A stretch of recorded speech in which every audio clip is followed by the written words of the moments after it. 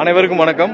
இன்று எங்களுடைய தலைவர் தளபதியின் கட்டளைக்கிணங்க தமிழகம் முழுவதும் அனைத்து வருவாய் மாவட்டங்கள் தலைநகரங்களிலும் ஜாதிவாரி கணக்கெடுப்பு நடத்த கோரியும் தமிழக அரசின் திமுக அரசின் ஊழல்களை கண்டித்தும் மற்றும் சட்ட ஒழுங்கு சீர்கேடை கண்டித்தும் எங்க தமிழக வெற்றி கழகத்தை தடுத்து நிறுத்தியவர்கள் கொண்டு வந்த எஸ்ஓபியை கண்டித்தும் தமிழகம் முழுவதும் என்ற கழக நிர்வாகிகளால் ஆர்ப்பாட்டம் நடைபெற்றது.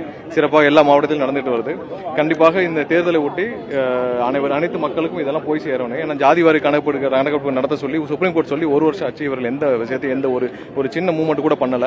ஏன்னா இன்னைக்கு பிற்படுத்தப்பட்ட மக்கள், மிகவும் பிற்படுத்தப்பட்ட மக்கள் மற்றும் பட்டியலின மக்களுக்கு மிகவும் தேவையான ஒன்று எவ்வளவு தூரம் ரிசர்வேஷன் கொண்டு வரணும், என்னென்ன செய்யணுன்றதுக்கு இன்னைக்கு சுப்ரீம் கோர்ட்டே சொல்லியும் அவங்க நடத்தல. பீகார்ல நடத்தி முடிச்சிட்டாங்க, கர்நாடகா நடத்தி முடிச்சிட்டாங்க, மற்ற ஸ்டேட்ல நடத்திட்டு இருக்காங்க, மகாராஷ்டிரா நடத்திட்டு இருக்காங்க.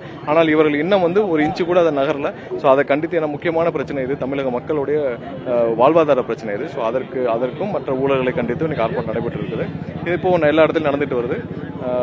கண்டிப்பாக வர தேர்தலில் இது மிகப்பெரிய ஒரு திருப்பு முனையாக இருக்கும் என்பது காரணமாக இந்த ஆர்ப்பாட்டம் நடைபெற்று முடிச்சது. சிபிஐ மூலமா நெருக்கடி கொடுக்குறாங்க, இந்த சம்மன் அனுப்பி, ஏன்னா நீங்க நேர்காணல் நடத்துற நேரத்துல வர சொல்றாங்க, அவங்க திடீர்னு நெருக்கடி கொடுக்குறாங்க. சரி, இங்க பாருங்க, எங்க கிட்ட எந்த இதுவும் இல்லை. நாங்கள் கண்டிப்பாக இந்த விசாரணைக்கு ஒத்துழைப்பு வழங்க நாங்கள் எப்பவும் தயாரா இருக்கோம். ஆனால் ஒத்துழைப்பு எல்லாம் எப்பவும் இந்த சிபிஐக்கு ஒத்துழைப்பு வழங்க நாங்கள் எப்பவும் தயாரா இருக்கோம். கடந்த வாரம் எங்களுக்கு சம்மன் வந்துச்சு, தலைவருக்கு சம்மன் வந்தது.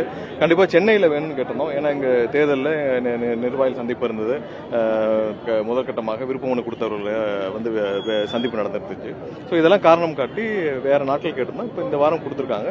ஸோ இந்த வாரம் வர 15 ஞாயிற்றுக்கிழமை மாற்றி கொடுத்துருக்காங்க. ஸோ கண்டிப்பா எப்போ போல தேவையோ ஒத்துழைப்பு கொடுப்போம். எந்த நெருக்கடிகள், எவ்வளவு பெரிய நெருக்கடிகள், எத்தனை நெருக்கடிகள் வந்தாலும் இதெல்லாம் கண்டிப்பாக இவ்வளவு ஒரு பெரிய சக்தி, இந்தியாவிலேயே மிகப்பெரிய சக்தியாக இருக்கும் எங்களுடைய தலைவருக்கு கண்டிப்பாக அனைத்து தரப்பிலும் நெருக்கடி வரதான் செய்யும். அதெல்லாம் கையாண்டு கண்டிப்பாக மக்களிடம் தேர்தலை சிறப்பாக கொண்டு சார், விஜய் உட்பட யார் வந்தாலும் தலைக்கு மேல தூக்கி வச்சு கொண்டாடுவோம், அவர் தாராளமா வரலாம் அப்படின்லாம் முன்னாள் அமைச்சர் 2 நாளா பேசியிருக்காங்க. ஏற்கனவே அதிமுக நீங்க சேரல, அது சம்பந்தமாக நிறைய டைம் நாங்களும் கிளாரிஃபை பண்ணிட்டோம். நேற்று அவங்க தரப்புல இருந்து கிளாரிஃபை பண்ணிட்டாங்க. இது எங்க இருந்து இந்த மாதிரியான ஒரு டாக் உருவாக்க போறதுன்னு தெரியல. கண்டிப்பாக அதுல நேற்று அவங்க சைடும் கிளாரிஃபை பண்ணிட்டாங்க. நாங்களும் ஒவ்வொரு சந்திப்புகளையும் 8 மாசமா கிளாரிஃபை பண்ணிட்டு இருக்கோம். எந்தவித யூகங்களுக்கும் நாங்க தினமும் பதில் சொல்லிட்டு இருக்க முடியாது. ஏன்னா நாங்களும் தேர்தல் நோக்கி சந்திக்கணும். எங்களுடைய தலைவர் எங்களை 234 தொகுதியிலும் தயார் செஞ்சுட்டு வந்துட்டு இருக்கிறார். அதை பல கட்டங்களையும் நாங்களும் சொல்லிட்டோம். கண்டிப்பா அதை நோக்கி தான் நாங்களும் பயணிச்சுட்டு இருக்கோம். இதுல எந்த மாற்று கருத்தும். எங்களுடைய தலைவர் முதல் நாள் இருந்து 234 தொகுதியில் எங்களை தயாரிச்சுட்டு வந்துட்டு இருக்கார். அது எங்களுடைய தலைவர்கள் கொள்கையை கேட்க, எங்களுடைய தலைவரை முதல்வராக ஏற்றுக்கொண்டு யார் வருகிறார்களோ அதை கண்டிப்பாக ஏற்றுக்கொள்வோம்ன்றதில் எந்த மாற்று கருத்து இல்லை. அது வந்தால் அவர்களுக்கு தேவையான ஒரு மரியாதையும் அதிகாரபூர்வமும் இருக்கும். இல்லை என்றாலும் நாங்கள், ஏன்னா மக்கள் எங்களுடைய தலைவருக்கும் தளபதிக்கும் தான் வாக்களிக்க தயாரா இருக்கிறார்கள். கண்டிப்பாக இன்னைக்கு ஒரு 40% மேல மக்கள் தயாரா இருக்காங்கன்னா எங்க தலைவருக்கும் தளபதிக்கும் தான் தவிர்த்து வேற யாருக்கும் கிடையாது. ராகுல் காந்திக்கு உடன்பாடு இல்லாம தான் காங்கிரஸ் திமுக கூட்டணி இல்ல. அந்த காங்கிரஸ் திமுக கூட்டணி பிரச்சனையை நாங்க யாரும் பேசவே இல்லை. அது அவங்க பேசினது.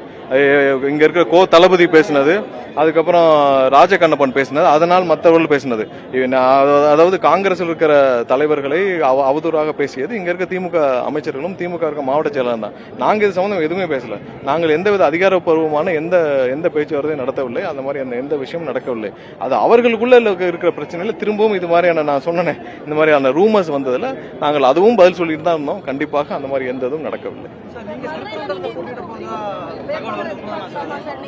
இல்ல, அதெல்லாம் தளபதி தான் முடிவு. வேட்பாளர் யார் என்பதை தளபதி தான் கண்டிப்பா முடிவு செய்வார். தளபதி எங்க முடிவு செய்தாலும் எங்க அனைவரும் அதை கட்டுப்பட்டு நிற்பது தயாரா இருக்கும். அதுல எந்த பாஜக நெருக்கடி கொடுக்குதா இல்லையா சார்? ஏன்னா பரவலா அதை பேசிட்டே இருக்காங்க. இல்ல, ஒரு விஷயம் என்னன்னா, சரி, உங்களுக்கு பத்திரிகையாளர்கள் எல்லாருக்கும் நல்லா தெரியும். ஏன்னா யாரு எங்க இருந்து என்ன நெருக்கடி கொடுப்பாங்கன்னு தெரியும், என்ன மாதிரி இருக்குன்னு தெரியும், சினிமாவுக்கு என்ன மாதிரியான நெருக்கடி கொடுத்தார்கள் எல்லாமே தெரியும். நீங்க அதை நம்ம இதெல்லாம் தாண்டி கண்டிப்பாக இதெல்லாம் எதிர்பார்த்து தான் எங்களுடைய தலைவர் களத்தில் இருக்கிறார். இதெல்லாம் எதிர்பார்த்து தான் எங்களுடைய தலைவர் களத்தில் இருக்கிறார். இது என்ன வந்தாலும் இந்த மாதிரியான 360 டிகிரியில 360 டிகிரியில் எங்களுக்கு எந்த நெருக்கடி வந்தாலும் அதெல்லாம் கையாண்டு கண்டிப்பாக மக்களை சந்திப்பதில் முதன்மையாக இருக்கிறோம். தேவையானப்போதானே பேச முடியும், சும்மா போய் பேசிட்டு இருக்க முடியும். அதாவது இல்ல என்னன்னா, தேவையானப்போதான் நம்ம பேச முடியும். ஏதாவது அவர்களுடைய செயல்பாடுகளை தவறு இருக்கா, அந்த வக்ஃபு வாரிய சொத்து விஷயத்தில் தவறு இருந்தது, கண்டிப்பாக கண்டித்து பேசலாம். எங்கெங்கெல்லாம் தேவைப்படுதோ முதன்மையாக எங்களுடைய தலைவர் முதல் குரலாக வரும். அது சட்டப்பூர்வமா ஏதாவது பண்ணுவோம் பண்ணுவோம். சும்மா போய் தேவையில்லாம, ஏன்னா இந்த தேர்தல் சட்டசபைக்கான தேர்தல், இதுல பிரதான எதிரி திமுக. களத்தில் இல்லாதவர்களை பத்தி நம்ம பேசி என்ன பிரயோஜனம் தான் எங்களுடைய. நீங்க களத்தில் யார் இருக்காங்க உங்களுக்கு தெரியும். ஒன்று முதன்மையாக தமிழக வெற்றி கழகம் இருக்கு. அதுக்கு அடுத்து 28 30 கூட்டணியா 30 பேரை கூட்டிக் கொண்டு ஸ்டாலின் அவர்கள் இருக்கிறார். அதை தவிர்த்து வேற யாரும் களத்தில் இருப்பதாக தெரியவில்லை. சில குறிப்பிட்ட விஷயங்களால வாக்கு சதவீதம் குறைஞ்சிருக்குன்னு சொல்றாங்க. அதெல்லாம் நீங்க எந்த விதத்திலும் இன்னைக்கு வந்து தமிழக மக்கள் மாற்றத்தை விரும்பியிருக்கிறார். கண்டிப்பா 100% சொல்றாங்க. கேம்பெயின் ஆரம்பிச்ச பிறகு பாப்பீங்க இந்த 40% 50% தாண்டதா இல்ல நீங்களே பாப்பீங்க. நன்றி. இல்ல அது கண்டிப்பாக சாத்தியமா இருக்கக்கூடனாலதான் எங்க தலைவர் அதை அறிவிச்சார். 6 சிலிண்டர் கண்டிப்பாக சாத்தியக்கூடுகிறது இருக்கு. அது சாத்தியம் தான்.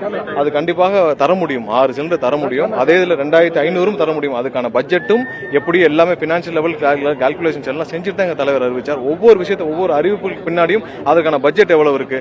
இப்ப 2500 கொடுத்தாலும் 42,000 கோடி வரும். அது இன்னும் என்ஹான்ஸ் பண்ணா எவ்வளவு வரும், மொத்த பட்ஜெட் எவ்வளவு வரும், இந்த 6 சிலிண்டர் கொடுக்கணும் எவ்வளவு நிதி அதிகமாக தேவைப்படும், ஒரு பவுன் தங்கத்தை கொடுத்தால் எத்தனை லட்சம் பயனாளிகள், அவர்களுக்கு எவ்வளவு பட்ஜெட் தேவைப்படும், இந்த பட்ஜெட்டை எப்படி கொண்டு வர முடியும்னு சேர்த்து எல்லாம் பிளான் பண்ணிட்டு தான் தலைவர் அவர்கள் அறிவிச்சார். 100% தலைவர் அறிவிச்சது பட்ஜெட் கால்குலேஷன் வச்சுதான். சும்மா 19 திமுக மாதிரி போற போக்கில் அறிவிக்கிறது இல்ல. இதெல்லாம் எவ்வளவு நிதி தேவைப்படும், இந்த நிதியை எப்படி நம்ம மேற்கோள் செய்ய முடியும், இந்த நிதியை நம்ம எங்கிருந்து கொண்டு வர முடியும்னு சேர்த்து தான் தலைவர் அறிவிச்சார். அதனால 100% அது நிறைவேற்றப்படக்கூடிய வாக்குறுதி விரைவில் இருக்கும். நன்றி.